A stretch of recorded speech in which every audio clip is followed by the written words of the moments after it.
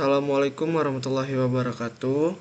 Izin memperkenalkan diri, nama saya M. Fauzan Barokatama dengan NPM 245407106 dengan jurusan Teknik Pertanian, Fakultas Pertanian, Universitas Lampung. Di sini dosen pengampunnya yaitu Dr. Mareli Talombauna STP MSc. Di sini saya akan menjelaskan apa itu motor bakar 4 tak bensin dan diesel. 4 tak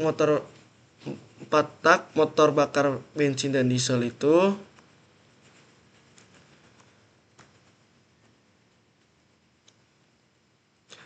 adalah motor bakar, mesin pembakaran yang ada dalam mengubah energi kimia bahan bakar menjadi energi mekanik. Siklus 4 tak ini yaitu langkah pertama itu hisap atau intake, kompresi, usaha, dan buang.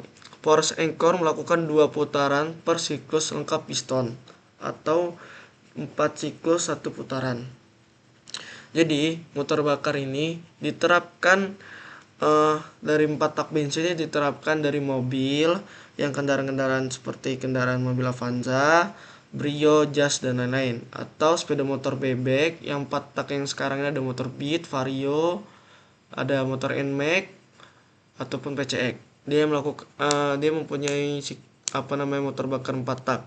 Karena motor bakar 4 tak ini lebih efisien, bensinnya lebih irit dan ramah lingkungan. Tapi komponennya sangat banyak. Selain dari motor atau motor bakar juga peralatan kecil juga bisa dari mesin pemotong rumput atau generator kecil. Terus juga bisa jadi perahu kecil juga bisa. Karena motor bakar 4 tak ini sangat luas. Sedangkan kalau motor 4 tak diesel ini dia tenaganya besar, torsinya juga besar. Dia lebih kuat ke tenaga kerjanya karena diesel ini memang khusus di peralatan yang besar seperti truk, bus, alat besar itu bulldozer, eskavator, atau generator listrik kayak genset atau industri. Terus tuh kapal laut dan kapal nelayan juga bisa. Karena 4 tak diesel ini emang khusus benar-benar beban berat dan kinerja lama. Dan juga lebih panjang dibanding mesin umurnya. Karena 4 tak diesel ini memang awet atau memang dirancang untuk sistem yang lebih berat atau tenaganya kerjanya yang lama dan lebih efisien. Traktor di dalam pertanian juga ada traktor 2 maupun traktor roda 2 maupun traktor roda 4.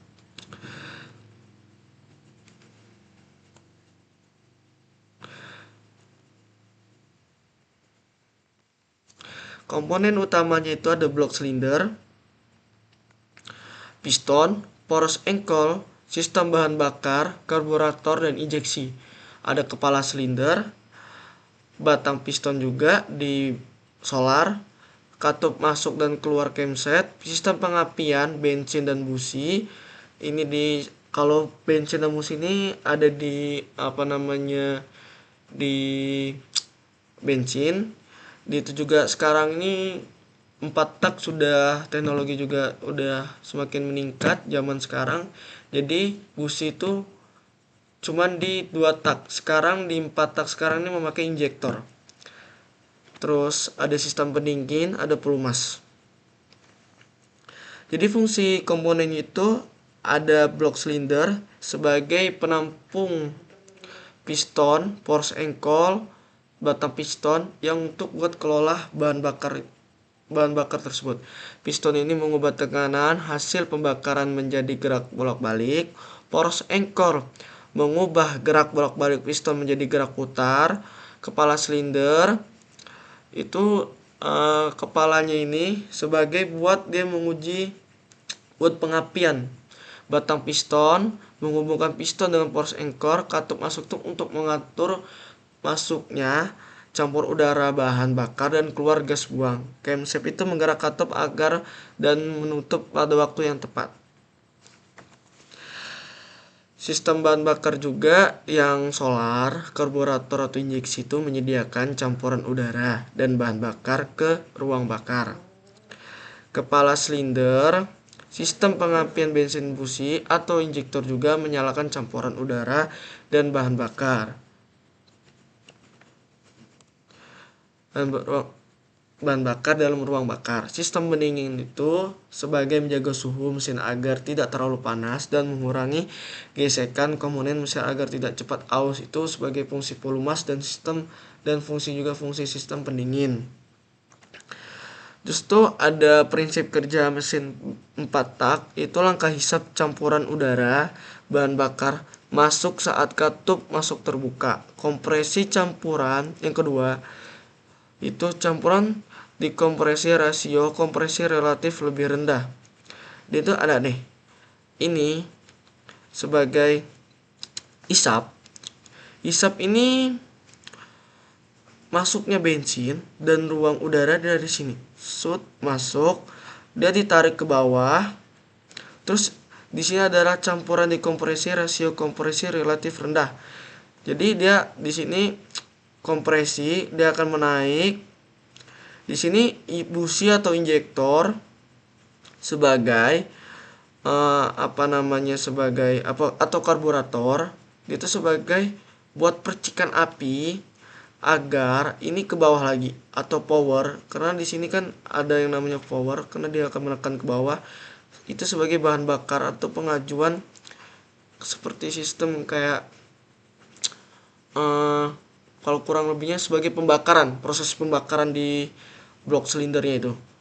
Dia ke bawah atau busi memercikkan api pada titik tertentu TDC sehingga campuran terbakar dan mendorong piston. Dia akan ke bawah. Terus itu buang, dia akan ke bawah sini. Hasil dari pembakaran ini akan buang lewat dari katup buang atau kaput output. Tidak memerlukan busi, sistem injeksi bahan bakar bertekanan tinggi penting. Langkah kerja mesin 4 tak diesel sama aja sih. Dari ini dia masuk dulu, dia akan si piston ini ngisap, katupnya ini buka, katup inputnya buka, bensinnya dan udara yang bercampur di sini buka, terus kompresi dia akan mengkol ke sini, terus dia akan menuju ke atas. Di sini terjadilah percikan api full injektor, cus, kata pecah. Dia akan memutar lagi kan dari sini, dia mutar lagi ke sini. Habis itu terjadilah proses pembakaran dan sisa-sisa proses pembakaran itu. Nah, di sini ada udara kayak kan ada di knalpot itu. Di situ adalah pembakaran. Buang pembakaran katup outputnya terbuang. Kalau 4 tak masih mengeluarkan asap yang tebal seperti 2 tak, itu terjadinya kesalahan pada di piston ataupun ruang pembakarannya tidak sempurna. Itu.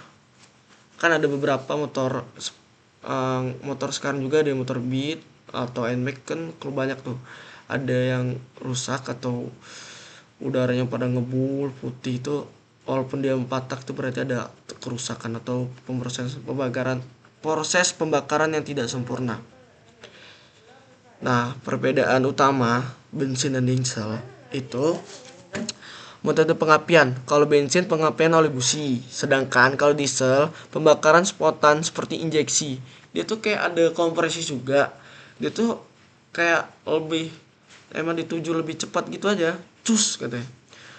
Kayak dia memang harus ada langkah kompresi yang lebih tinggi agar proses pembahan bakar itu terjadi. Karena solar ini kayak tidak seperti bensin. Kalau bensin kalau terkena api dia langsung terinteraksi. Kalau solar tidak, harus ada gaya dorongan tekanan yang lebih tinggi. Jadi solar itu bisa terjadi pembakaran. Rasio kompresi juga bisa lebih tinggi daripada bensin, sedangkan bahan bakar juga bensin lebih mudah menguap, kalau diesel lebih kental dan enerdense.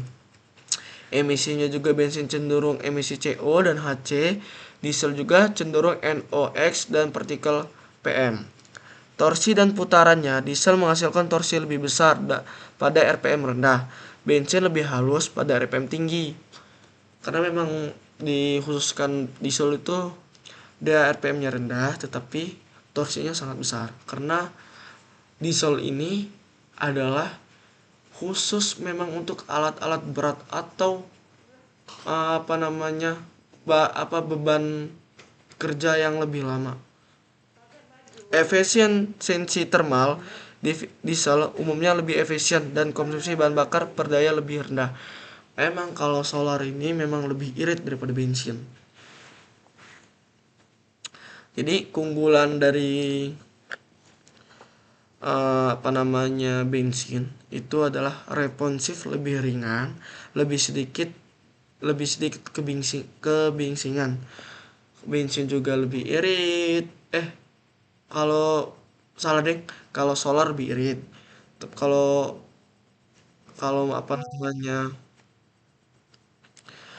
kalau bensin ini dia tuh ramah lingkungan, sedangkan kalau solar itu tidak ramah lingkungan. Ringan, terus tuh responsif lebih ringan, lebih sedikit kebisingan. Kalau kekurangannya konsumsi bahan bakar relatif lebih tinggi dan torsi lebih rendah. Kebalikannya dari bensin, diesel ini keunggulan efisiensi bahan bakarnya lebih rendah atau lebih irit, torsinya tinggi dan daya tahan lebih panjang. Waktunya jangka lamanya itu lebih panjang. Kalau kekurangannya itu lebih berat, biaya pembuatannya lebih mahal, injeksi lebih mahal, emisi NOx PM atau PM. Kalau aplikasinya ya yang saya tadi jelaskan, kalau diesel seperti truk, bus, kapal kecil atau alat besar, kapal selam juga termasuk. Kalau aplikasi bensin ini mesin kecil, sepeda motor, mobil penumpang ringan yang sudah saya jelaskan. Kalau perawatan dasar ini mungkin ya dari yang saya ketahui itu penggantian oli secara rutin dan filter secara rutin. Karena di motor bakar maupun mobil maupun alat-alat berat itu ya mungkin harus penggantian olinya tuh lebih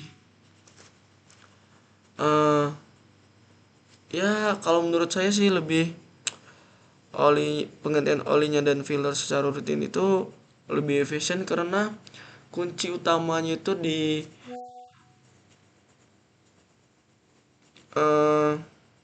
ya mungkin di sini lebih irit atau kayak oli ini sebagai pelumasnya juga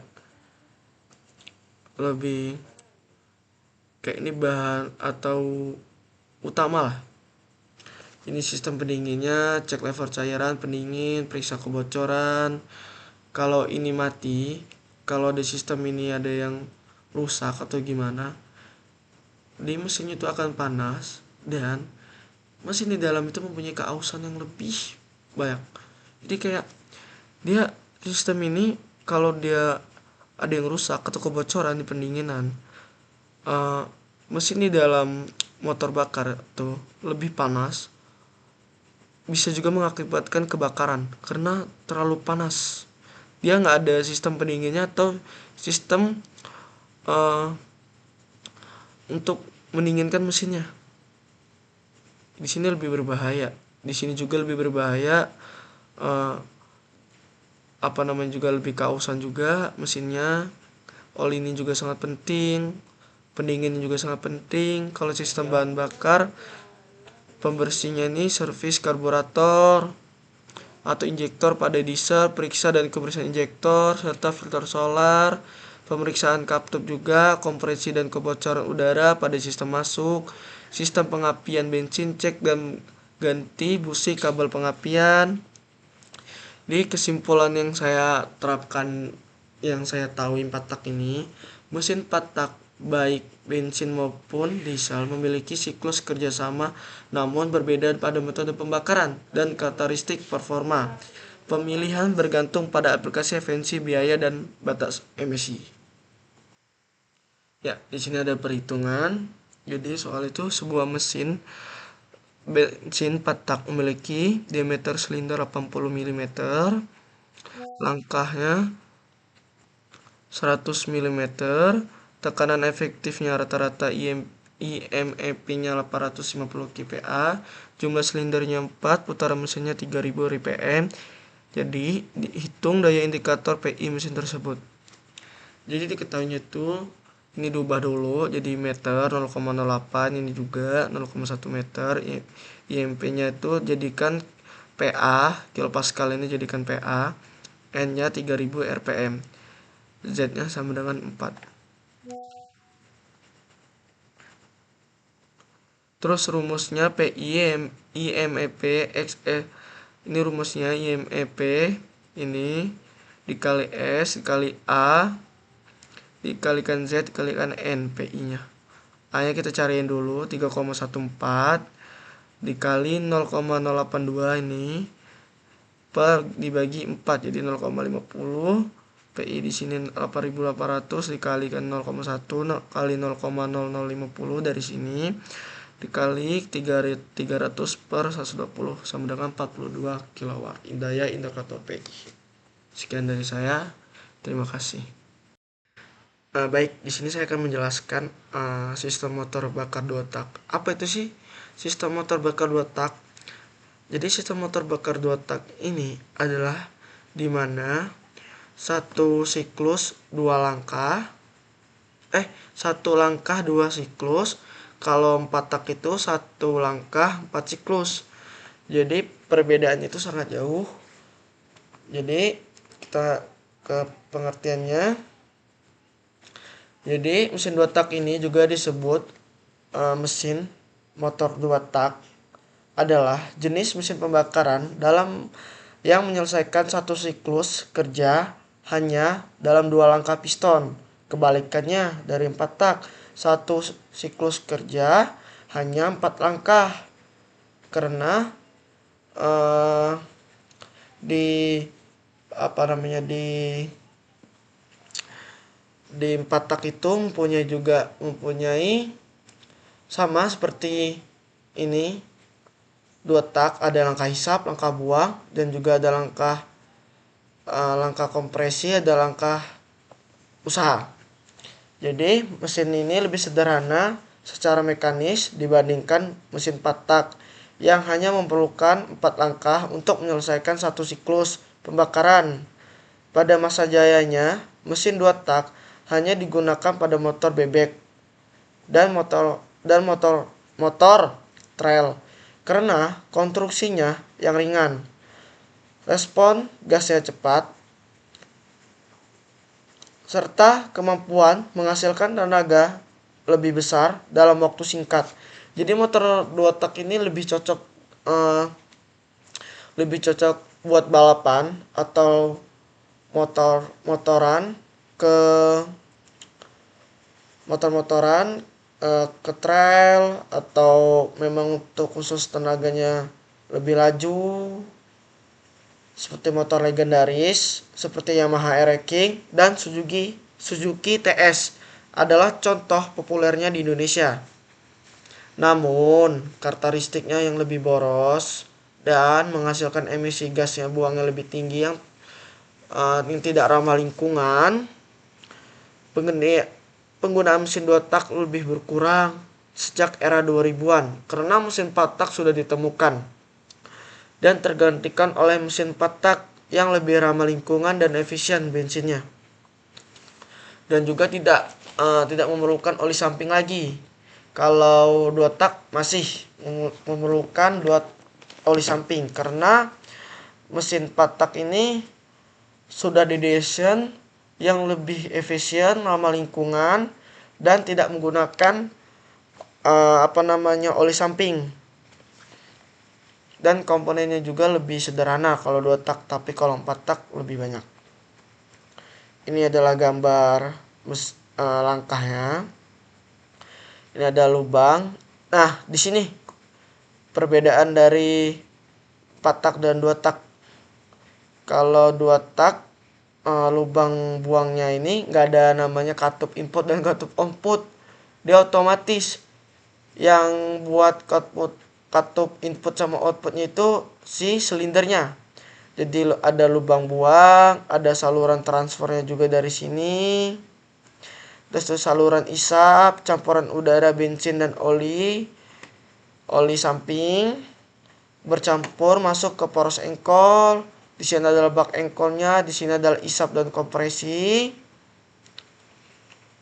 Di sini ada lubang buang, sini adalah saluran masuknya. Jadi pertamanya itu dia ke atas ke isap. Nah, di sini masuklah nih. Pas dia isap, di selah sini masuklah cairan saluran udara, bensin dan oli. Masuk dia di sini. Nah, di poros engkol inilah yang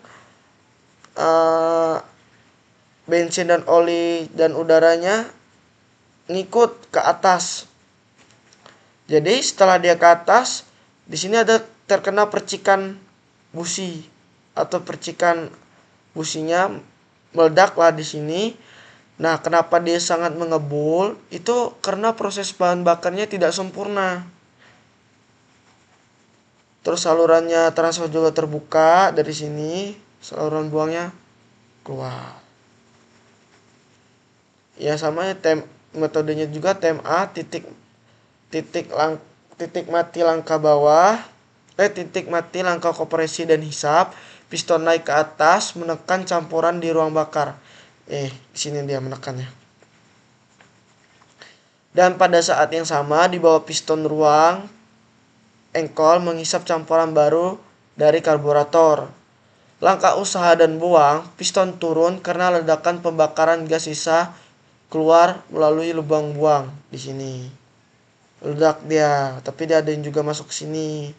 Kayak proses transferan gitu. Pecar ke bawah dari sini. Piston terus sementara campuran yang baru masuk ke ruang bakar lubang bilas di sini atau TDC top dead center, posisi piston berada pada titik paling atas dalam silinder. Mesin atau piston berada pada titik paling jauh dari poros engkol crankshaft. TMB titik mati bawah atau BDC bottom dead center, posisi piston berada pada titik paling bawah dalam silinder.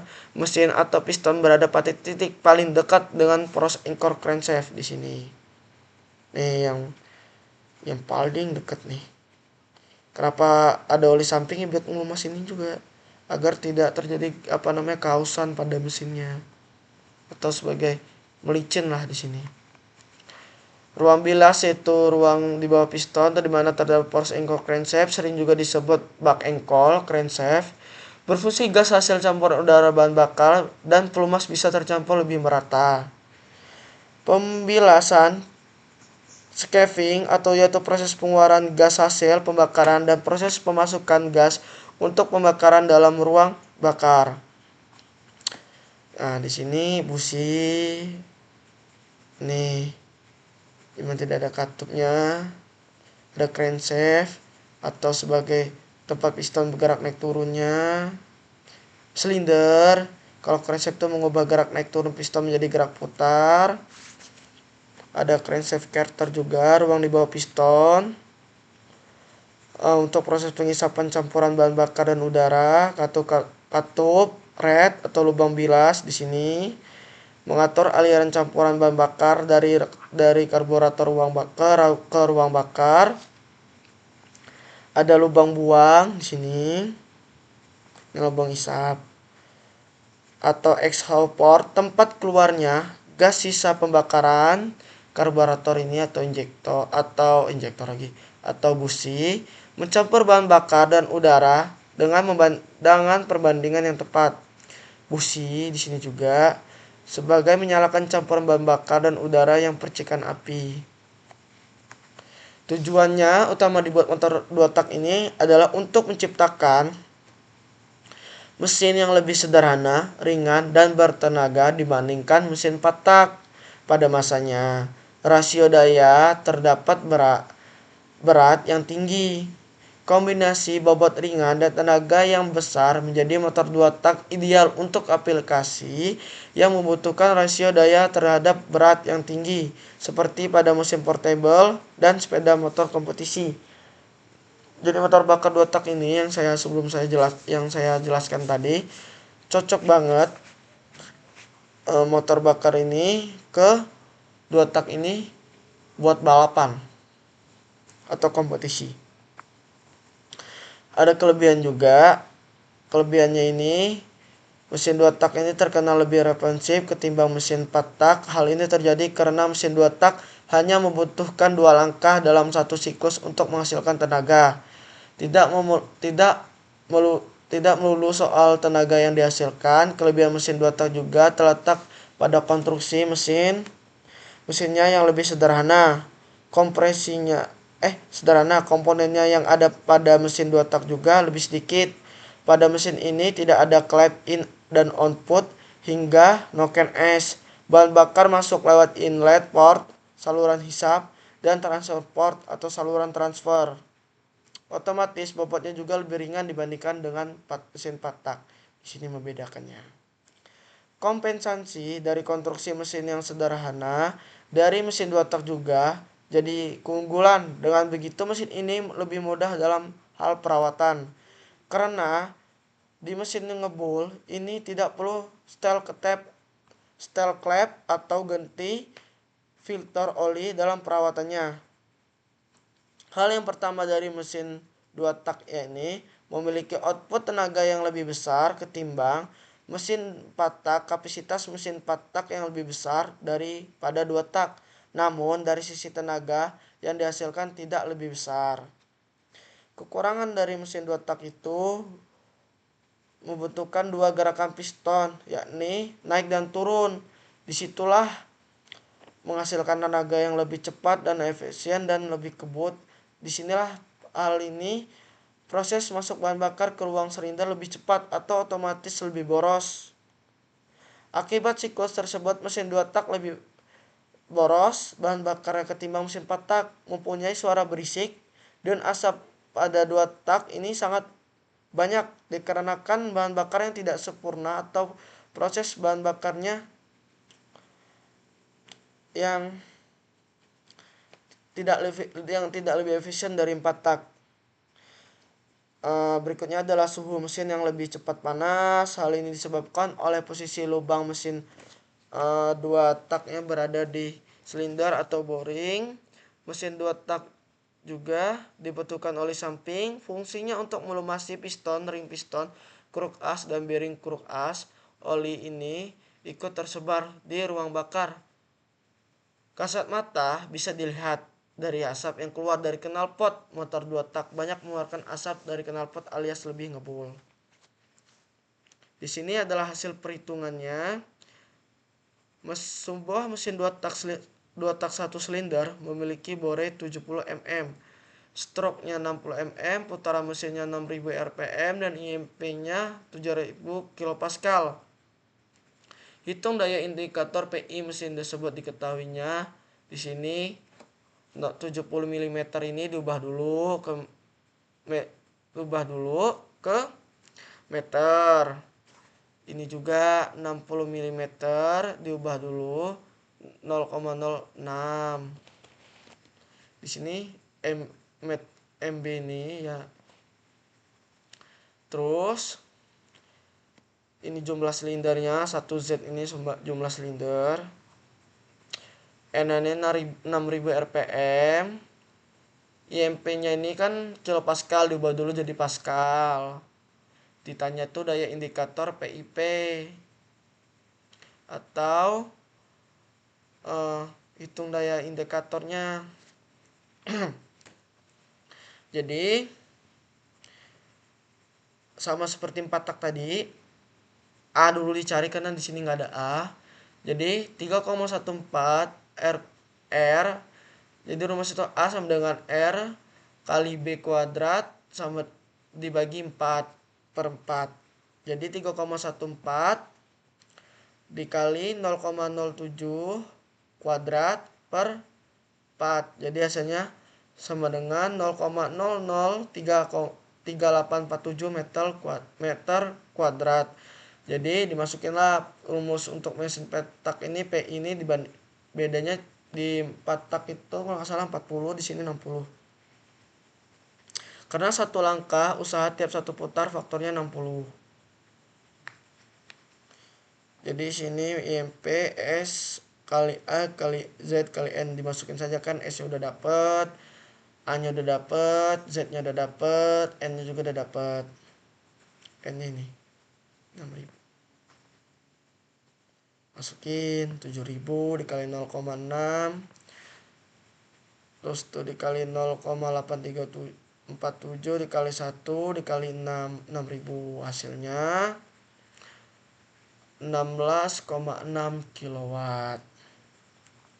Jadi kesimpulannya itu motor bakar 2 tak adalah mesin ini menyelesaikan siklus pembakaran dalam 2 langkah piston atau 1 putaran poros engkol, menghasilkan tenaga yang spontan dan konstruksi yang lebih sederhana serta ringan. Kekurangannya itu meliputi konsumsi bahan bakar yang boros, emisi gas buang yang lebih tinggi, kotor, serta suara yang lebih bising. Lebih bising tuh karena knalpotnya memang diotomatiskan, memang dibuat seperti itu agar agar buang bakar yang udaranya itu semakin banyak. Jadi oleh karena itu mesin 2 tak tuh cocok untuk performa yang lebih tinggi seperti balap atau motor trail, namun kurang ideal penggunaan harian yang lebih efisien dan ramah lingkungan. Terima kasih. Baik, di sini saya akan melanjutkan lagi sistem penyaluran bahan bakar. Jadi sistem penyaluran bahan bakar ini ada punya injektor, karburator,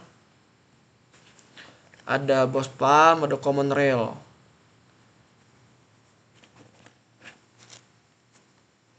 Ini injektor, ini karburator, ini bos pump, ini common rail. Sistem penyaluran bahan bakar adalah serangkaian komponen yang berfungsi untuk menyimpan, menyalurkan, dan mengatur pasokan bahan bakar dari tangki ke mesin untuk proses pembakaran. Sistem ini memastikan bahan bakar baik bersih maupun diesel tersalurkan secara konsisten dan efisien ke mesin agar dapat menghasilkan tenaga yang optimal untuk menggerakkan kendaraan. Baik, sini saya akan menjelaskan pertama itu injektor. Jadi injektor ini atau ECU, Electronic Fuel Injection atau FI. Sistem ini menggunakan kontrol elektronik untuk menyemprotkan ke bensin ke dalam ruang bakar dengan volume yang presisi sesuai dengan kondisi mesin.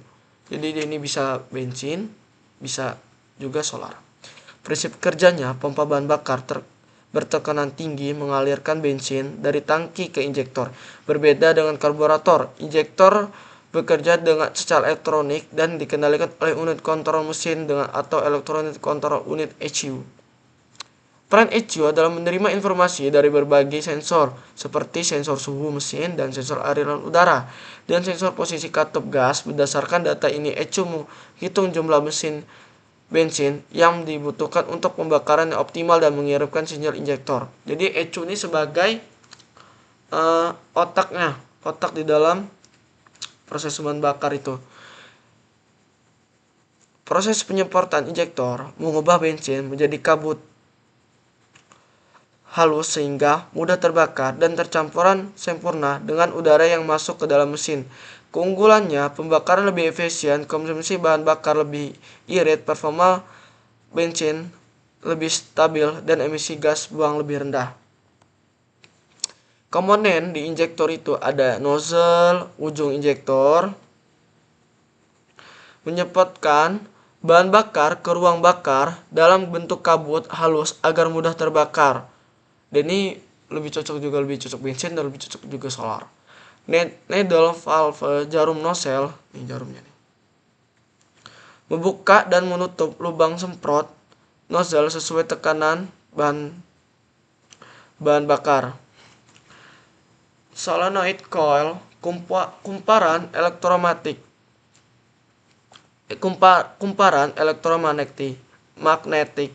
mengubah energi listrik dari ECU menjadi gaya magnet untuk menggerakkan jarum injektor. Armature atau plunger, bagian yang digerakkan oleh gaya magnet dari solenoid untuk mengangkat jarum injektor. Sparring atau pegas penekan, mengembalikan jarum injektor ke posisi semula agar lubang semprot tertutup setelah penyemprotan selesai. Filter screen atau saringan bahan bakar, menyaring kotoran dari bahan bakar sebelum masuk ke dalam injektor. O-ring atau seal mencegah kebocoran bahan bakar dan udara pada sambungan injektor dengan full rail atau inject manifold. Injektor body atau badan injektor, tempat seluruh komponen injektor terpasang dan menjadi saluran bahan bakar menuju nozzle. Jadi kelebihan injektor ini, pembakarnya lebih efisien, bahan bakarnya disemprotkan halus dan merata sehingga pembakarannya lebih sempurna. Hemat bahan bakar, suplai bensin diatur secara elektronik sesuai kebutuhan mesin. Emisi gas buang lebih bersih karena pembakaran lebih sempurna dan dikontrol oleh ECU. Tenaga mesin lebih stabil, respon akselerasi lebih cepat dan halus. Perawatan otomatis, tidak perlu sering menyetel campuran udara bahan bakar seperti pada karburator. Kalau kekurangan injektor ini, biaya perawatan dan perbaikannya mahal karena komponen elektronik dan sensornya yang kompleks, sulit diperbaiki sendiri, butuh alat khusus, scanner atau diagnostic tool, sensitif terhadap kualitas bahan bakar, bahan bakar kotor bisa menyumbat injektor, ketergantungan pada sistem listrik, jika ada gangguan di ECU atau sensor, mesin bisa sulit hidup. Jadi ECU ini kalau rusak, udah sulit dia untuk hidup, juga sulit. Apalagi kan motor-motor sekarang udah nggak ada yang namanya engkol yang di sebelah kiri. Jadi udah dibuang. Jadi sulit untuk menghidupkan juga. Jadi untuk ECU ini lebih efisien banget, kayak lebih bersih daripada yang sebelumnya. Harga komponen juga lebih mahal dibandingkan sistem karburator. Nah, ini dia karburator. Karburator juga nih harus sering-sering dibersih.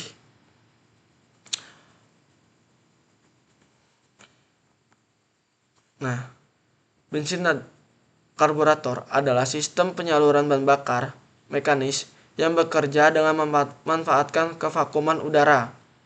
Prinsip kerjanya juga saat piston bergerak ke bawah, pada langkah isap terjadi kevakuman di ruang silinder yang menarik udara melalui venturi atau saluran sempit di karburator. Proses pencampuran aliran udara yang berkecepatan tinggi ini menyebabkan bahan bakar dari mangkuk karburator ikut terisap dan bercampuran dengan udara. Rasio campuran udara dan bahan bakar yang dihasilkan kemudian masuk ke ruang bakar. Rasio campuran ini bergantung pada kevakuman yang dihasilkan oleh putaran mesin. Kelemahan juga sistem karburator kurang efisien dibandingkan injeksi karena sulit mempertahankan rasio campuran ideal di berbagai kondisi putaran mesin. Ini komponennya juga ada mangkok pelampung menyimpan sementara bahan bakar sebelum disalurkan ke venturi. Ada pelampung float mengatur tinggi permukaan bahan bakar agar tetap di dalam mangkok pelampung. Jarum pelampung atau float nozzle valve mengatur buka tutupnya aliran bensin dari tangki ke mangkok pelampung. Venturi menyempitkan aliran udara sehingga kecepatan udara meningkat dan menurunkan tekanan untuk menyedotkan bensin keluar. Main jet atau supplier utama menyalurkan bensin utama dari mangkok pelampung ke venturi saat kecepatan sedang hingga tinggi. Ideal jet atau superior ideal atau pilot jet menyalurkan bensin saat mesin langsam atau putaran rendah. Throttle valve atau katup gas mengatur banyaknya udara yang masuk ke mesin sesuai posisi tuang gas. Needle jet dan jet needle mengatur jumlah bensin yang keluar sesuai posisi katup antara putaran rendah dan tinggi. Choke valve atau katup choke yang membatasi udara agar campuran lebih kaya saat mesin dihidupkan pertama kali atau start dingin. Air blade atau saluran udara tambahan mencampurkan udara dengan bensin sebelum keluar dari jet agar pembakaran yang lebih sempurna. Ini kelebihannya juga ada konstruksi sederhana, mudah dipahami dan diperbaiki tanpa alut khusus. Terus biaya perawatannya juga murah, suku cadang juga murah, didapatkan dan harga terjangkau, tidak bergantung pada sistem listrik, masih bisa bekerja walau sistem kelistrikannya lemah, mudah di-setel secara manual, campuran udara dan bahan bakar bisa disesuaikan sesuai kebutuhan, cocok untuk kendaraan lama karena tidak memerlukan ECU atau sensor elektronik.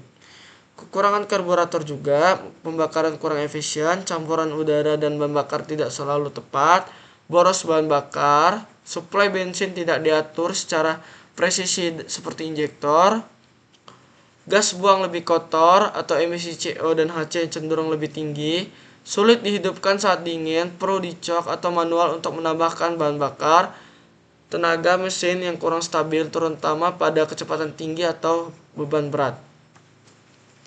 Bos pump. Diesel bos pump ini pompa injeksi konvensional. Ini adalah sistem injeksi mekanisme yang lebih tua untuk mesin diesel. Prinsip kerjanya, pompa injeksi seperti yang dibuat oleh Bosch mengukur dan menekan bahan bakar diesel secara mekanisme sebelum menyalurkan ke injektor. Proses penyaluran pompa memiliki mekanisme plunger dan barel yang bergerak naik turun. Gerakan ini meningkatkan tekanan bahan bakar dan mendorong keluar menuju nozzle injektor. Kontrol jumlah dan waktu penyemprotan bahan bakar diatur oleh mekanis di dalam pompa yang terhubung dengan putaran mesin. Kelemahannya juga kontrol injeksi kurang presisi dibandingkan sistem common rail, sehingga emisi lebih tinggi dan efisiensi pembakaran kurang optimal, terutama pada putaran mesin yang berbeda. Komponen juga bos pump ini poros penggerak, ada menghubungkan pompa dengan mesin dan pemutar elemen pompa.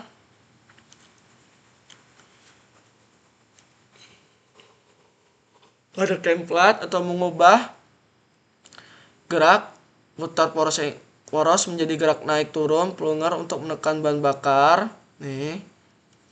Ada plunger dan barel. Plunger ini berfungsi untuk menekan bahan bakar, sedangkan barel menjadi silindernya tempat plunger bergerak. Deliver valve katup penyaluran aliran bahan bakar bertekanan tinggi dan plunger ke pipa injeksi serta mencegah aliran balik. Feed pump atau pompa pendahulu atau pompa pemindahan memasak bahan bakar dari tangki ke ruang plunger dengan tekanan rendah. Governor atau pengatur putaran mesin mengontrol jumlah bahan bakar yang disemprot sesuai kecepatan mesin agar putaran stabil. Full inlet dan return line saluran masuk dan keluar bahan bakar dari tangki ke pompa dan kembali ke tangki. Control rack atau batang pengatur menggeser posisi plunger untuk mengatur banyaknya bahan bakar yang disemprotkan. Timing device atau pengatur waktu injeksi mengatur saat timing menyemprotkan bahan bakar agar sesuai dengan langkah kerja mesin. Housing rumah pompa tempat seluruh komponen bos pump terpasang dan terlindungi. Kelebihan juga tekanan tinggi dan stabil, mampu menghasilkan tekanan bahan bakar hingga ratusan bar untuk pembakaran sempurna. konstruksi dan tahan lama, terbuat dari material presisi yang awet, digunakan jangka panjang. Pengatur bahan bakar juga akurat setiap silinder. Kekurangan juga bobot dan ukuran besar membuat pemasangan lebih sulit pada mesin kecil.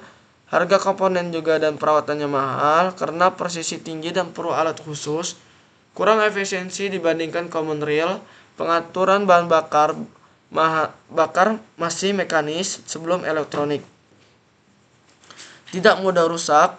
Kelebihannya juga tidak mudah rusak oleh bahan bakar solar karena sistem pelumasannya internalnya baik. Cocok untuk mesin diesel besar seperti truk, bus, atau mesin industri. Dapat diatur secara mekanis. Jumlah bahan bakarnya dapat disesuaikan melalui governor, tekanan tidak berubah. Kekurangan juga getarannya dan kebingsingan lebih tinggi dibandingkan sistem injeksi modern. Sulit diperbaiki tanpa teknisi ahli. Penyetelannya harus sangat presisi. Common rail atau sistem common rail. Sistem ini merupakan teknologi injeksi modern untuk mesin diesel yang mirip dengan EVI pada mesin bensin. Prinsip kerja nama common rail merujuk pada pipa bertekanan tinggi yang berfungsi sebagai akumulator atau wadah bersama. Common untuk menyimpan bahan bakar diesel yang diberi tekanan yang sangat tinggi. Proses injeksi bahan bakar dari tangki di pompa ke rel ini oleh pompa bertekanan tinggi. Injektor yang dikontrol secara elektronik oleh ECU akan menyemprotkan bahan bakar ke dalam silinder pada waktu yang tekanan yang tepat. Tekanan injeksi, tekanannya yang sangat tinggi dan stabil dalam rel membuat proses injeksi lebih presisi dan menghasilkan otomatis bahan bakar yang lebih baik. Jadi keunggulannya ini pembakaran lebih efisien, emisi gas buang khususnya NOx dan partikulat berkurang, serta performa mesin lebih baik dan responsif. Komponen-komponennya itu ada full tank atau tangki bahan bakar, tempat penyimpanan bahan bakar sebelum disalurkan ke sistem injeksi, full filter saringan bahan bakar. Nih. Di sini. Menyaring kotoran dan air agar tidak masuk ke komponen yang bertekanan tinggi. Feed pump atau supply pump, pompa pendahulu mengalirkan bahan bakar dari tangki menuju ke pompa tekanan tinggi. High pressure pump, pompa tekanan tinggi meningkatkan tekanan bahan bakar hingga ratusan mengapascal sebelum masuk ke rel. Full rail, pipa penampung tekanan tinggi atau common rail, menyimpan dan menyalurkan bahan bakar bertekanan tinggi secara merata ke setiap injektor. Pressure regulator atau pressure control valve mengatur dan menjaga tekanan bahan bakar di dalam common rail agar stabil sesuai kebutuhan mesin. Pressure sensor. Nih, pressure sensor di sini. Atau pressure control valve mengatur jaga tekanan bahan bakar di dalam common rail agar stabil sesuai kebutuhan mesin. Atau mengirim. Oh, salah dah.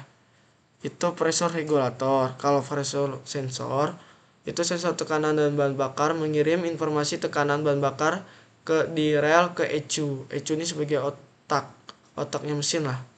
Injektor ini menyemprotkan bahan bakar bertekanan tinggi ke ruang bahan bakar dengan waktu dan jumlah yang dikendalikan ECU. ECU ini adalah Electronic Control Unit atau otak sistem common rail yang mengatur waktu menyemprotkan jumlah bahan bakar dan tekanan yang berdasarkan data dari sensor-sensor. Temperatur sensor atau crankshaft sensor memberikan data suhu mesin dan posisi poros anchor untuk menentukan waktu injeksi yang tepat. Jadi common rail ini juga menggunakan sistem bahan bakar disimpan dalam sebuah pipa bersamaan yang disebut common rail. dan ditambahkan ke injektor oleh kontrol elektronik. Ini memungkinkan injektor bahan bakar untuk lebih presisi dan terkontrol, sehingga dapat meningkatkan efisien bahan bakar dan mengurangi emisi. Karena sistem common rail dimungkinkan kemungkinan injeksi bahan bakar yang lebih presisi dan terkontrol. Mesin diesel yang menggunakan sistem ini biasanya lebih bertenaga dan lebih ramah lingkungan dibandingkan dengan mesin diesel tradisional. Oleh karena itu, sistem common rail sering kali digunakan pada kendaraan diesel modern dan mesin di industri. Kelebihannya itu tekanan bahan bakar sangat tinggi dan stabil, menghasilkan pembakaran yang lebih sempurna dan efisien. Tenaganya lebih besar karena disemprotkan bahan bakar diatur secara presisi oleh ECU. Emisi gas buang lebih bersih, memenuhi standar emisi modern atau Euro. Konsumsi bahan bakar lebih hemat. Suplai bahan bakar disesuaikan dengan beban dan putaran mesin. Jumlah mesin lebih halus karena waktu dan jumlah penyemprotan dapat diatur bertahap atau pilot injection. Kekurangannya itu common rail, harga sistemnya mahal. Komponennya dan perawatannya jauh lebih tinggi dibanding sistem konvensional. Sulit diperbaiki sendiri, memerlukan alat diagnostik, scanner, dan teknisi terlatih. Sensitivitas terhadap kualitas solar, bahan bakar kotor atau tinggi dapat merusak injektor dan pompa bertekanan tinggi. Komponen kompleks melibatkan banyak sensor, aktuator, dan ECU. Ketergantungan pada sistem listrik. Jika ada gangguan ECU atau sensor, mesin bisa sulit dihidupkan. Ini ada contoh perhitungannya. Sebuah injektor memiliki debit 300 cc per menit. Mesin 4 tak berputar 6000 rpm. Hitung volume bahan bakar tiap injeksi.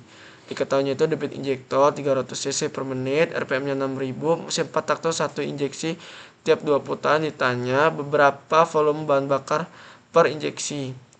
Rumusnya F1 sama dengan Q per N berbagi per 2. Q ini adalah debit injektor, kita udah ada 300 cc. N ini adalah RPM-nya, dan 2 ini memang udah di sini, dan jumlah injeksi per menit karena 4 tak 1 injeksi tiap 2 putaran 300 per 6000 dibagi 2 jadi 3000, jadi 0,1 cc.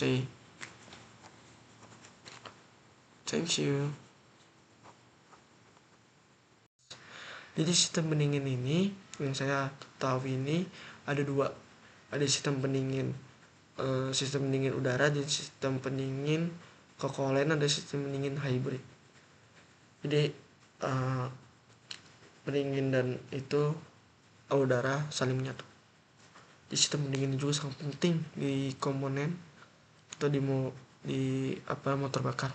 Dikarenakan kalau nggak ada sistem pendingin, motor atau mobil itu akan overheat. Terus sistem pendingin juga berfungsi untuk menstabilkan suhu agar para komponen itu di situ tidak mengalami injokrasi yang terlalu panas. Kalau terjadi kepanasan terus-menerus akan terjadinya kelelehan pada logam. Terus juga akan terjadinya kebakaran pada motor bakar.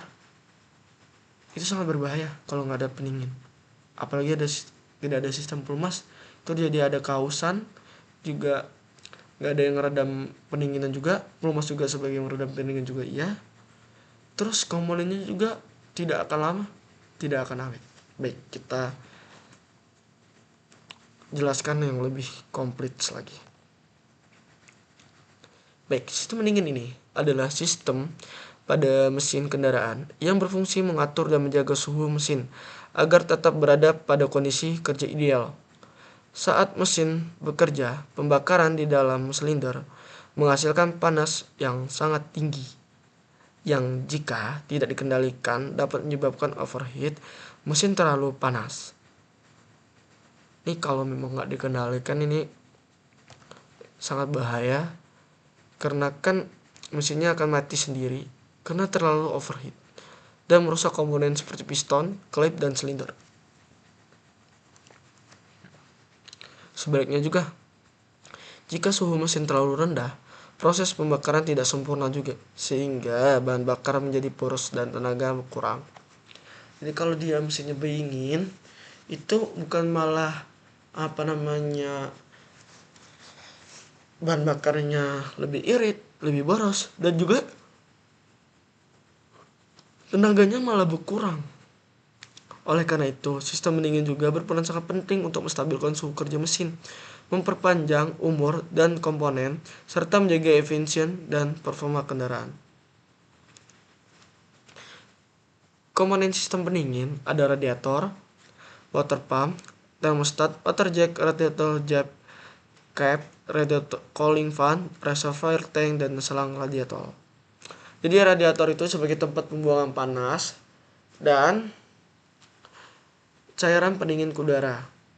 Ada satu lagi namanya kokolen, itu sebagai adalah cairan pendingin. Water pump itu ada pompa air mengalirkan cairan pendingin ke seluruh sistem. Thermostat atau mengatur kapan cairan pendingin boleh bersirkulasi penuh berdasarkan suhu mesin. Water jet atau saluran di sekitaran silinder dan kepala silinder ke tempat air pendingin menyerap panas dari mesin. Radiator cap atau tutup radiator menjaga tekanan sistem agar titik didih cairan pendingin meningkat. Cooling fan atau kipas pendingin membantu mengalirkan udara melalui radiator untuk mempercepat pembuangan panas. Reservoir tank adalah untuk menampung kelebihan cairan pendingin saat suhu mesin naik. Selang radiator menghubungkan air antara mesin radiator dan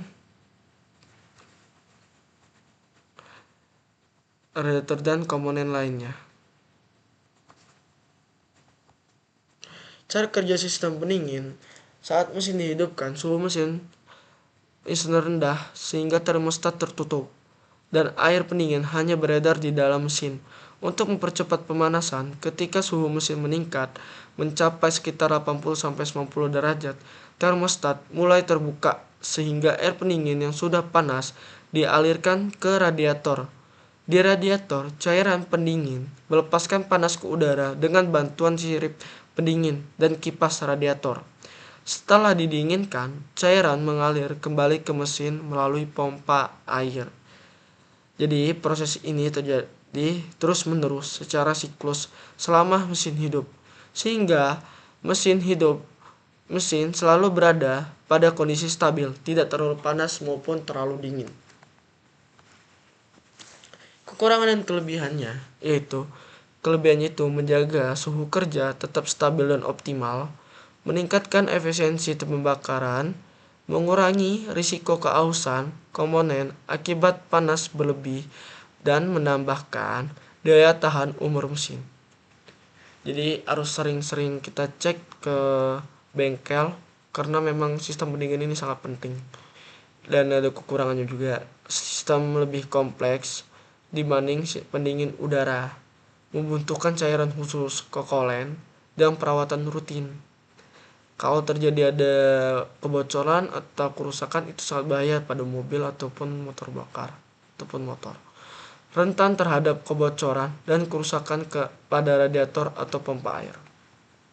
Jadi kesimpulannya itu, sistem pendingin memiliki peran penting untuk menjaga keseimbangan suhu kerja mesin. Dengan pendinginan yang baik, pembakaran lebih efisien, performa lebih meningkat, dan umur mesin lebih panjang. Jika sistem ini tidak bekerja dengan baik, mesin bisa cepat panas dan terjadi kerusakan yang berat, dan efisiensi bahan bakar menurun.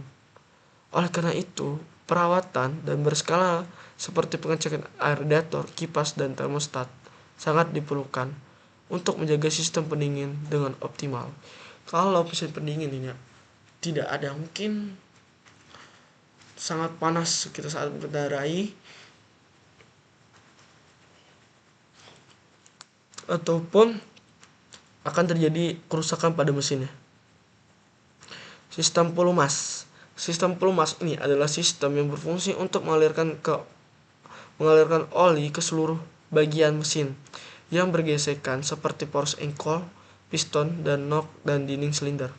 Tujuan utamanya itu sistem ini adalah untuk mengurangi gesekan, kausan, serta panas berlebih akibat kontak antar komponen logam. Selain itu, sistem pelumas juga berfungsi untuk membersihkan kotoran logam, mendinginkan bagian mesin, mencegah karat, dan meredam suara mesin. Tanpa pelumasan yang baik, mesin akan cepat aus, overheat, bahkan macet karena gesekan langsung antar logam. Di sini ada komponennya, itu ada oli pan, bak oli pump, pompa oli, oil filter atau saringan oli, ada relief valve atau katup pembatas tekanan, ada oli gelari atau saluran oli, ada pressure gauge atau oil pressure switch. Jadi fungsinya oil pan atau bak oli, penampung oli sebelum disirkulasikan kembali. Oil pump, pompa oli, menyedot oli dari bak dan mengalirkannya ke seluruh bagian mesin.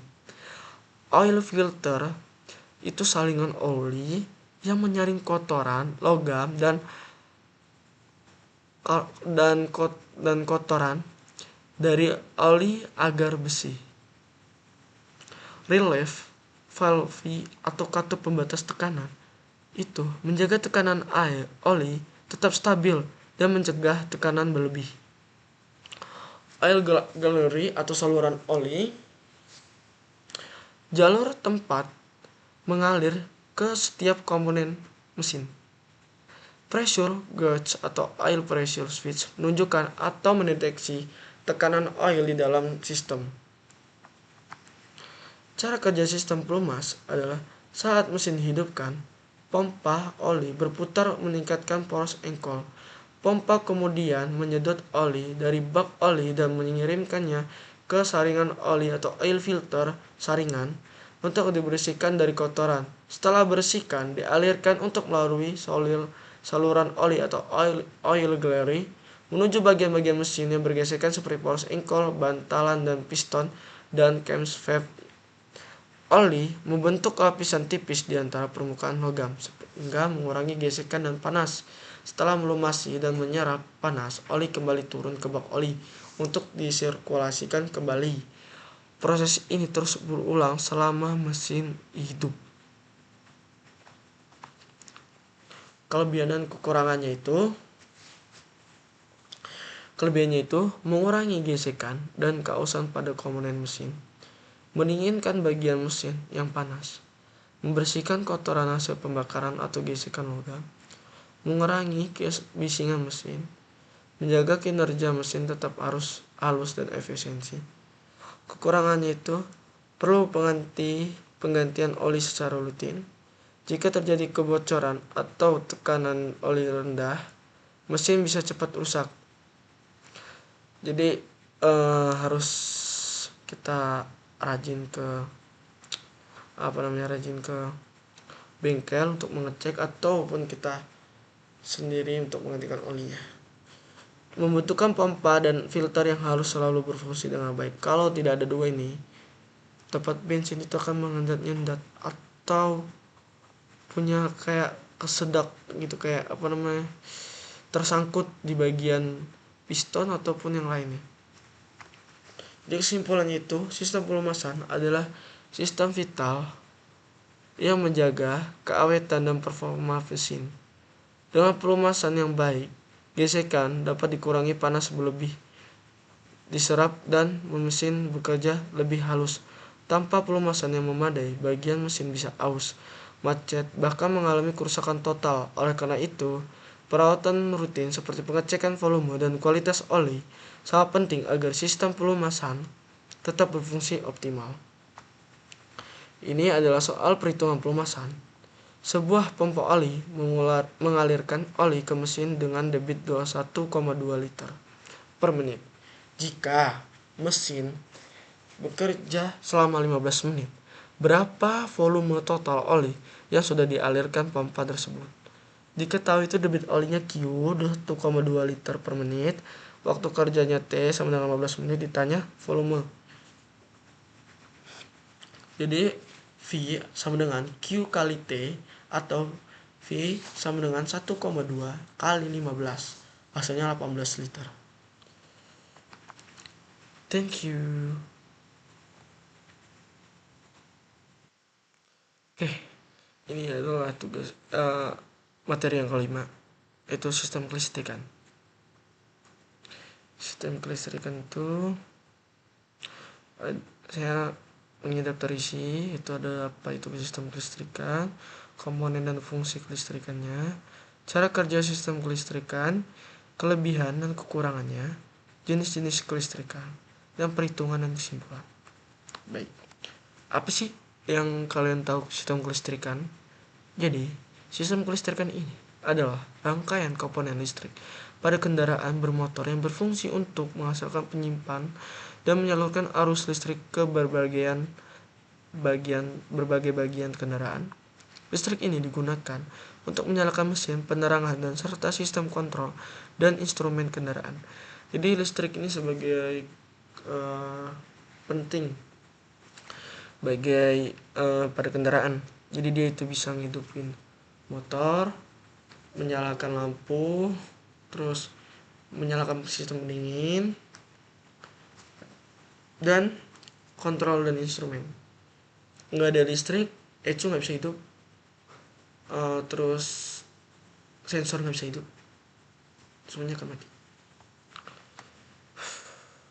Ada jenis-jenis sistem kelistrikan. Ada sistem starter, menghidupkan mesin dengan memutar poros engkol. Sistem pengisian ini menghasilkan dan mengatur listrik untuk aki dan sistem lainnya. Jadi aki ini adalah jantung bagi kendaraan. Kalau nggak ada aki, kendaraan nggak bisa bergerak, nggak bisa hidup. Sekarang juga motor zaman sekarang tidak ada starter. Yang saya tahu pada kenapa tidak memiliki starter pada motor yang baru pada tahun 2022 ke bawah ke atas, mungkin kalau menurut saya itu bagi orang Cina itu mengurangi efisiensi berat, dan di Indonesia itu yang memakai engkol itu sangat sedikit. Sekarang banyak komentar dari Indonesia, dan motor ini semakin tahun semakin canggih, karena program-program dari Cina itu terus berkembang. Jadi komponennya dikurangin, tapi ada juga kelebihannya ditambah, seperti itu. Sistem pengapian ini kalau nggak ada listrik juga nggak bisa hidup. Menghasilkan percikan api di busi untuk membakar campuran udara bahan bakar. Ada sistem penerangan atau lighting stream, memberi penerangan pada malam hari dan tanda isyarat atau sen.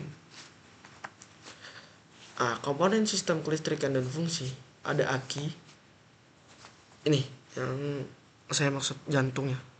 Sebagai penyimpan dan menyuplai arus listrik awal ke sistem kendaraan, dan alternator dinamo ampere menghasilkan listrik ketika mesin berputar dan mengisi ulang aki. Regulator atau rectifier mengatur tegangan agar tetap stabil dan mencegah kelebihan arus ke aki. Ada kunci kontak, ignition, ada switch menghubungkan dan memutuskan arus listrik dari aki ke sistem. Ada screen fuse melindungi rangkaian dan kelebihan arus. Ada konsleting,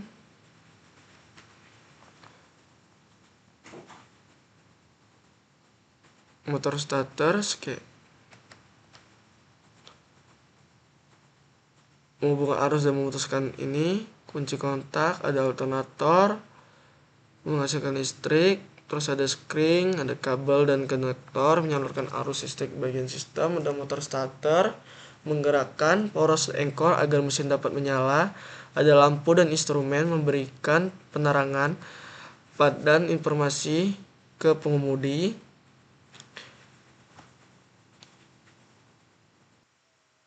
Jadi saat mesin belum hidup, aki menjadi sumber utama arus listrik.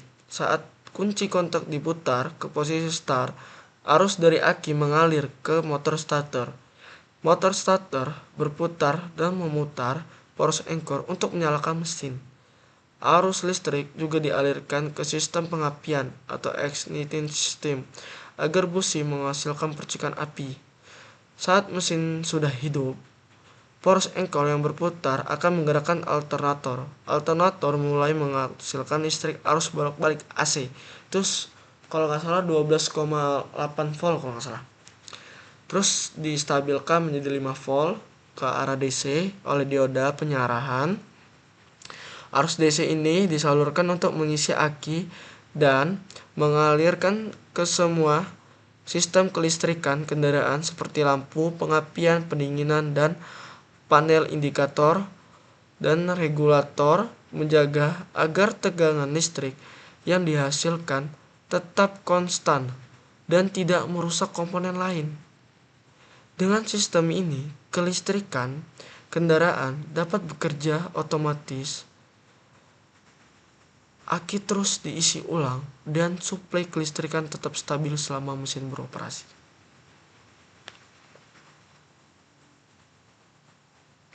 Ada kelebihan dan kekurangan sistem kelistrikan. Kelebihan juga mudah pengoperasian kendaraan terutama dalam menghidupkan mesin melalui sistem starter elektrik, menjamin kestabilan energi listrik untuk seluruh sistem kendaraan dan meningkatkan efisiensi dan keselamatan karena berbagai sistem seperti lampu dan sensor. Dan ECU ini, ECU itu kan saya ingatkan lagi, ECU itu sebagai otaknya motor, bergantung pada listrik.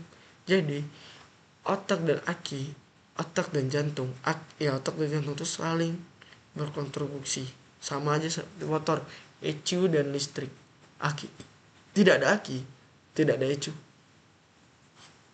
Aki hidup, ECU juga bisa menyala, dan sensor-sensor lainnya hidup. Jadi aki itu sangat komponen yang paling terpenting.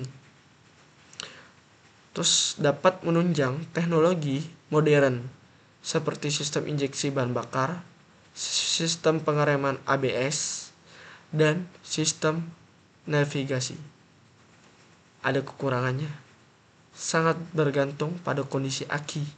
Jika aki lemah atau rusak, mesin sulit dinyalakan ataupun tidak bisa dinyalakan. Komponen sensitif terhadap air dan karat sehingga mudah terganggu bila tidak dirawat. Kerusakan kecil dapat menyebabkan gangguan besar. Nah, misalnya tuh kayak kabel putus atau korsleting bisa membuat seluruh sistem tidak berfungsi. Terus ada perawatan lebih kompleks karena melibatkan banyak rangkaian dan sensor elektronik.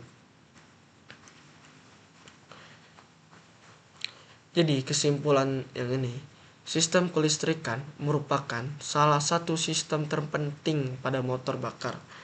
Sistem ini juga berfungsi untuk menghidupkan mesin, mengatur pembakaran, serta menunjang penerangan dan kenyamanan berkendaraan. Komponen utamanya itu ada meliputi aki, alternator, regulator, motor starter, dan jaringan kabel yang terhubung. Jadi mereka ini aki, alternator, dan regulator ini saling berkontribusi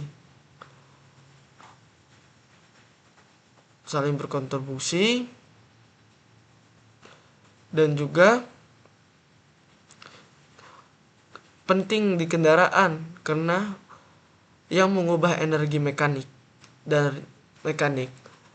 dari mesin menjadi energi listrik. Jadi alternator ini sebagai mengubah tegangan, sedangkan regulator itu adalah sebagai komponen penting dalam sistem listrik. Motor yang berfungsi ini untuk mengubah arus listrik dari alternator spool mengubah berupa AC dan DC. Seperti itu. Karena mereka tuh saling kontribusi lah antara lain satu sama lain. Jadi regulator itu sebagai mengubah AC ke DC, alternator itu adalah sistem yang mengubah sistem sistem listrik menjadi mekanik untuk menggerakkan mesin, dan aki itu sebagai jantungnya, dan motor starter untuk menghidupkan dan jaringan kabel yang saling terhubung. Nah, di sini ada perhitungannya.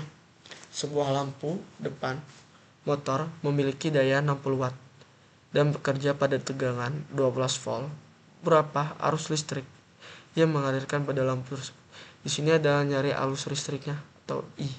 Diketahuinya dayanya P60W, terus tegangannya 5 V, ada 12 volt.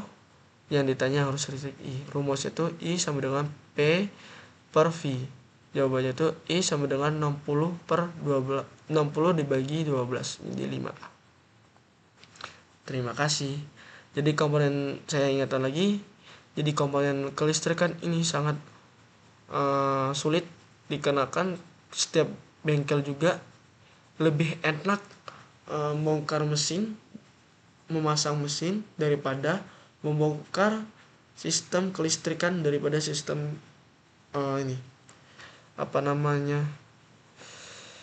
mesin. Karena listrik ini salah satu kabel dia tidak akan hidup,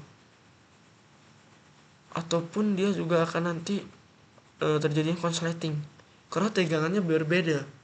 Dia mau AC tetapi kepasang ke DC, terus ada yang mau masang ke lampu sen, itu sangat berbahaya. Kalau terjadi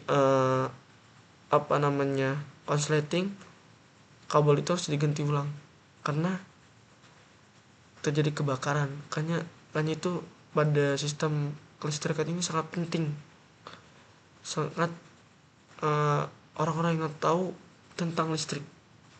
Oke. Kita next ke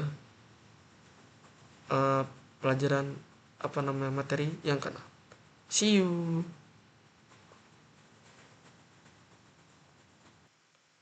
Baik, ini materi terakhir. Ada sistem transmisi dan manual, sistem transmisi manual dan matic. Penerapan pada sistem transmisi manual itu ada kendaraan RND atau truk ringan, karena membutuhkan tenaga yang besar dan kontrol penuh terhadap kecepatan serta torsi, atau mobil sport atau balap untuk perpindahan gigi yang lebih cepat dan responsif. Motor bebek dan motor sport karena efisiensi bahan bakar dan kontrol pengendalian lebih baik. Contoh kendaraan Toyota Hilux, Isuzu, Venture, Honda Supra, dan Yamaha Vision. Kalau Matic itu otomatis. Dia mobil perkotaan yang cuma maju, mundur, mobil santai istilahnya. Memudahkan pengemudi dalam kondisi lalu lintas padat, tidak perlu sering ganti gigi. Terus tuh mobil kenyamanan atau mobil keluarga dan SUV modern untuk kenyamanan dan kemudahan berkendaraan. Jadi motor matic itu juga skutik memudahkan penggunaan cukup gas saja tanpa decoupling dan ganti gigi. Bisa jadi Avanza, Fortuner, Innova, Honda Brio, Civic, Yamaha, NMAX, dan Honda Vario.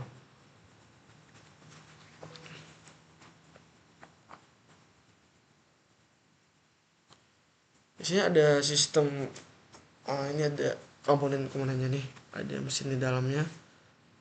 Ini adalah manual, ini adalah matic. Di sini banyak roda giginya. Si manual tidak ada. Apa sih itu transmisi matic? Jadi transmisi matic itu atau otomatis adalah sistem transmisi yang dapat perpindahan gigi secara otomatis tanpa perlu mengoperasikan kopling atau tuas gigi secara manual.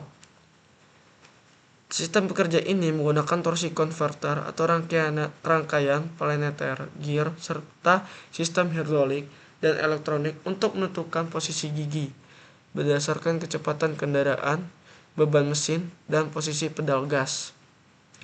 Transmisi matic dirancang untuk memberikan kemudahan dan kenyamanan, efisiensi waktu dalam berkendaraan, terutama di daerah perkotaan dengan tingkat kemacetan tinggi. Jenis transmisi otomatis juga terus berkembang seperti ET atau automatic transmission.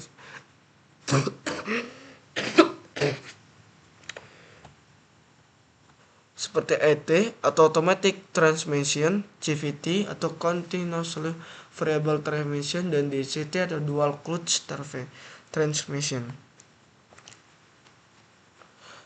Komponen pada transmisi matic ada torque converter atau konverter torsi, berfungsi untuk menggantikan kopling. Komponen ini menghubungkan mesin dan transmisi menggunakan fluida oli transmisi.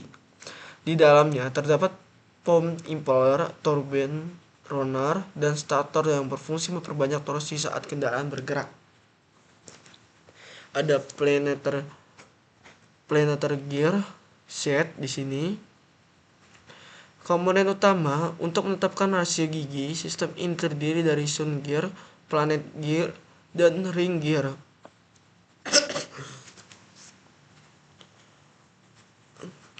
Kombinasi penguncian di antara kegiatan menghasilkan berbagai perbandingan gigi. Ada hydraulic system. Sistem hydraulik menggunakan tekanan oli untuk memperhatikan clutch pack dan brake band yang mengatur kinerja penalty gate shift. Ada kombinasi penguncian di antara kegiatan menghasilkan berbagai perbandingan gigi. Hydraulik atau sistem hydraulik menggunakan tekanan oli untuk mengoperasikan clutch pada pack dan brake band yang mengatur kerja planetary gate shift. Valve body merupakan pusat pengendalian aliran oli hidrolik. Valve body bekerja di sini berdasarkan tekanan dari sinyal dari throttle serta kecepatan kendaraan untuk menentukan kapan perpindahan gigi dilakukan. Electronic Control Unit atau TCU atau ECU mengatur waktu dan kondisi perpindahan gigi secara otomatis berdasarkan sensor kecepatan, suhu oli, dan posisi pedal gas dan beban mesin. Oil pump atau memompa oli transmisi untuk menghasilkan tekanan yang dibutuhkan sistem hidrolik agar dapat bekerja. Kelebihan dan kekurangannya itu. Kelebihannya itu lebih praktis dan mudah digunakan, cocok untuk pemula, tidak perlu menginjak kopling, cukup gas dan rem. Nyaman di kondisi macet saat perjalanan jauh, perpindahan gigi halus tanpa hentakan. Beberapa jenis matic modern seperti CVT atau DCT mampu memberikan efisiensi bahan bakar yang baik. Kekurangannya itu adalah harga pembelian dan biaya servis lebih mahal, konsumsi bahan bakar sedikit lebih tinggi, perbaikan lebih rumit karena banyak sistem hidrolik dan elektronik. Jadi sistem matic ini banyak sekali yang menurut saya tuh banyak sistem kelistrikan juga, banyak juga elektroniknya. Kalau rusak juga mahal biaya penanganannya.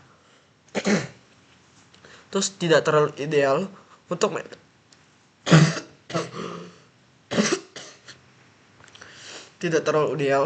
medan berat karena torque konverternya bisa panas. Jika oli transmisi jarang digantikan, bisa menyebabkan kerusakan fatal. Tujuan dibuat matic adalah diciptakan untuk memberikan kemudahan dan kenyamanan berkendaraan. mengurangi kelelahan pengemudi, terutama di lalu lintas padat, menyediakan sistem pengoperasian yang halus dan efisien, dan desain agar dapat pun termasuk pemula dapat pengemudi dengan aman dan mudah. Ini P maju, R ini mundur, N ini netral. Ya ini paling gantian gigi doang.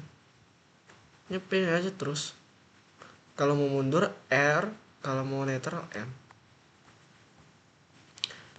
Sekarang manual. Apa sih yang dimaksud dengan sistem manual? Transmisi manual.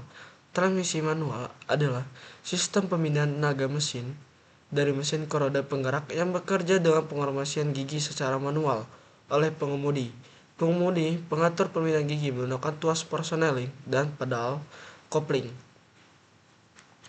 Dalam transmisi manual, tenaga yang dihasilkan oleh mesin disesuaikan dengan kecepatan kendaraan dan kebutuhan tenaga.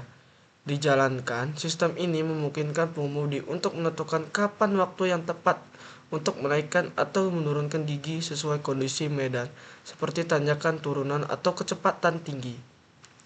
Kendaraan bertransmisi manual banyak digunakan karena efisiensi dalam konsumsi bahan bakar tahan lama dan perawatannya lebih mudah. Sistem ini banyak ditemukan pada kendaraan niaga, mobil sport, serta sepeda motor bebek atau sport. Komponen pada transmisi manual ada coupling clutch, berfungsi untuk menghubungkan dan memutuskan tenaga dari mesin ke transmisi. Saat pedal kopling ditekan, aliran tenaga dari mesin transmisi terputus, memungkinkan perpindahan gigi tanpa merusak gigi transmisi. Tuas persneling atau shift layer digunakan untuk memilih posisi gigi 1, 2, 3, dan 4, 5, dan R itu adalah mundur. Tuas ini menggerakkan fork dan screws di dalam gearbox agar gigi yang diinginkan bisa terhubung. Gear set atau rangkaian gigi terdiri dari beberapa roda gigi dengan ukuran berbeda untuk menghasilkan perbandingan kecepatan dan torsi. Gigi pertama memiliki torsi besar dan kecepatan rendah, sedangkan gigi tinggi memiliki kecepatan besar dan torsi kecil. Jadi gigi 1 itu buat tebing, untuk menanjakan tebing, 1 dan 2, 3 dan 4 untuk melaju kecepatan yang lurus. Ada sensor nozzle menyamankan kecepatan putaran antara gigi yang akan dihubungkan, sehingga perpindahan gigi menjadi halus tanpa benturan. Poros input dan output. Poros input menerima tegangan dari mesin, sedangkan poros output menyalurkan ke poros profile dan diferensial yang akhirnya menggerakkan roda. Shift valve dan selektor menggeser hubungan sleeve untuk menghubungkan gigi yang diinginkan. Kelebihan dan kekurangannya itu lebih hemat bakar karena perpindahan gigi dikontrol oleh langsung pengemudi. Biaya perawatan dan perbaikan lebih murah, memberikan sensasi pengemudi yang lebih sporty dan responsif. Umur komponen cenderung lebih panjang jika digunakan dengan benar. Cocok untuk kondisi jalan berat, tanjakan curam, atau kendaraan angkut berat.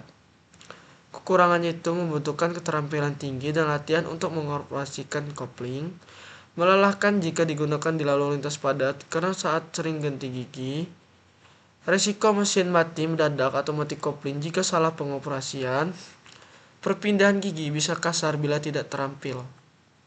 Tujuan dibuat manual,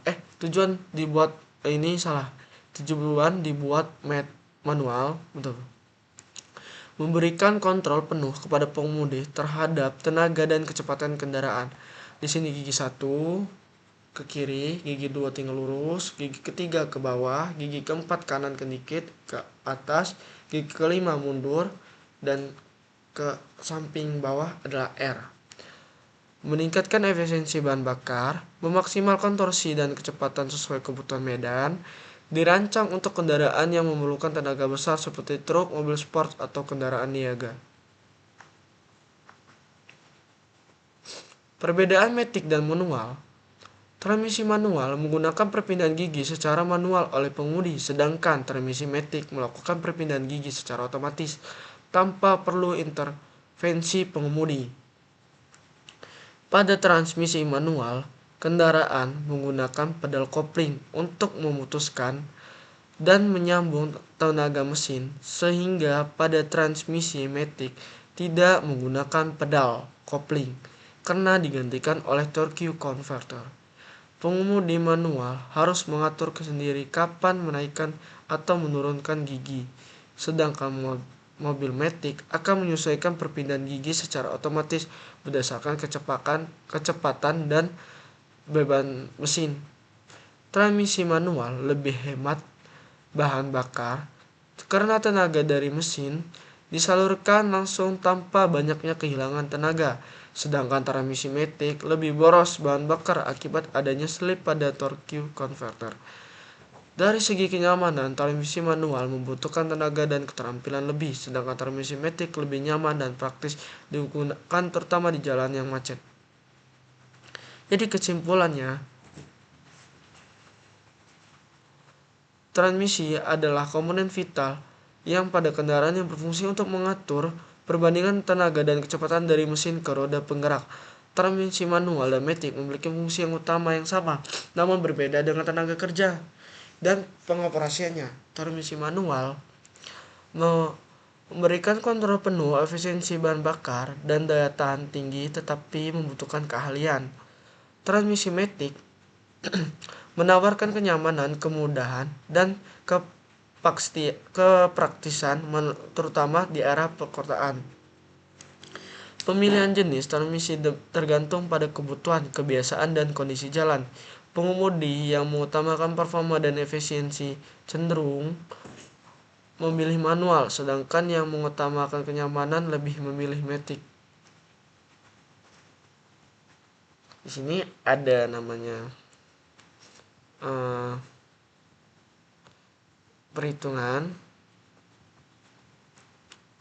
Sebuah mobil memiliki torsi mesin 150 N per M dan pada 3000 rpm rasionya tinggi,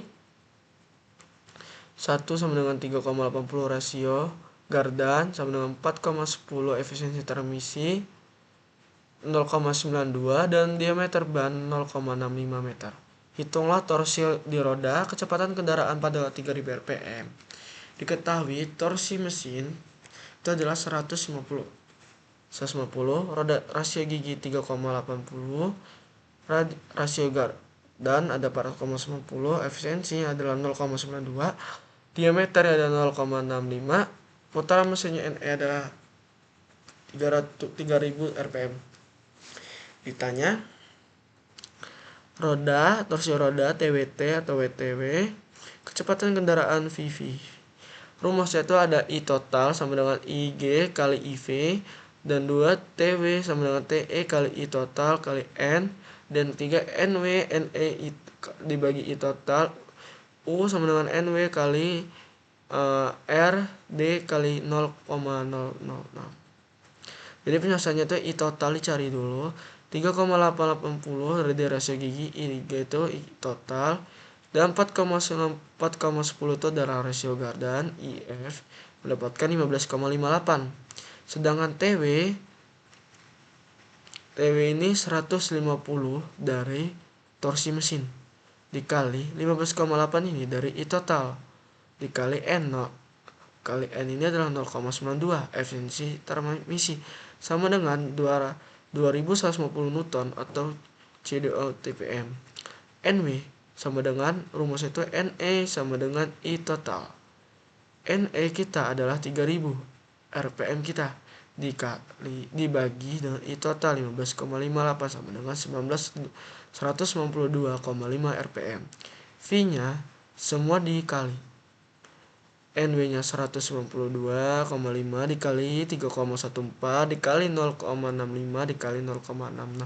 Jadi hasilnya 23,6 km per jam. Jadi torsi rodanya 2150 N per M, kecepatan kendaraannya 23,6 km per jam. Sekian dan terima kasih. Terima kasih sudah menyaksikan pada video tubos PMBTP motor bahan motor bakar. Saya akhiri. Wassalamualaikum warahmatullahi wabarakatuh.